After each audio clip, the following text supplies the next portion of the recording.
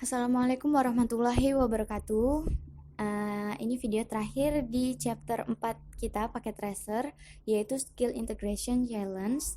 Jadi di sini ada banyak IP address-nya untuk masing-masing perangkat. Lalu untuk skenario-nya adalah dalam aktivitas challenge ini kita akan menyelesaikan tracing scheme, lalu konfigurasi routing dan implementasi nama akses dari control list. Nah, untuk langkah-langkahnya adalah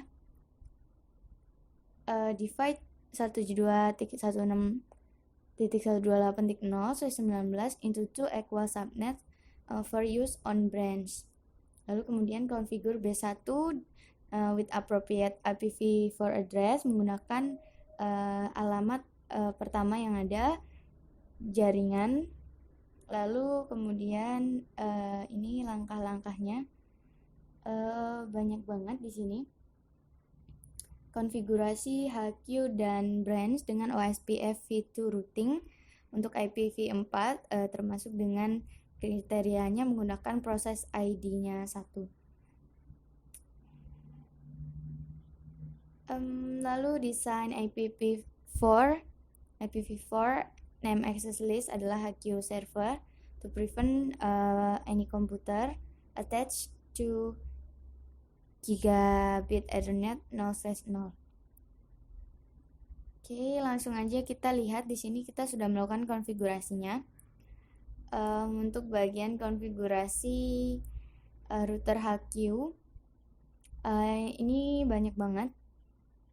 Ini perintah-perintahnya sudah diketik sebelumnya menyesuaikan dengan yang diminta pada langkah-langkah di sini. Nah, di HQ ini terdapat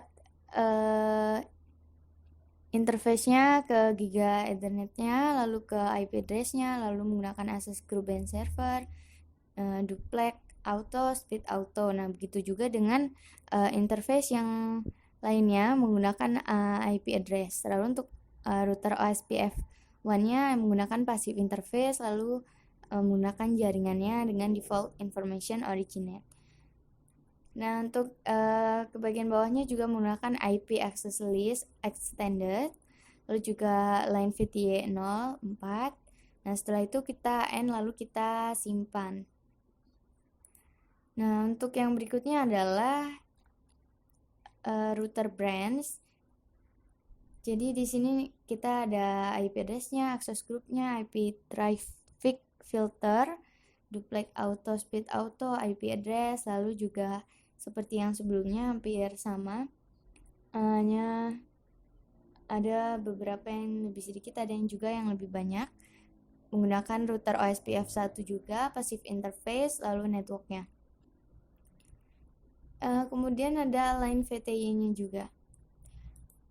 Nah, di sini kita cek nilainya udah 100/100. Nah, sebelum itu kita juga cek ke bagian B1-nya.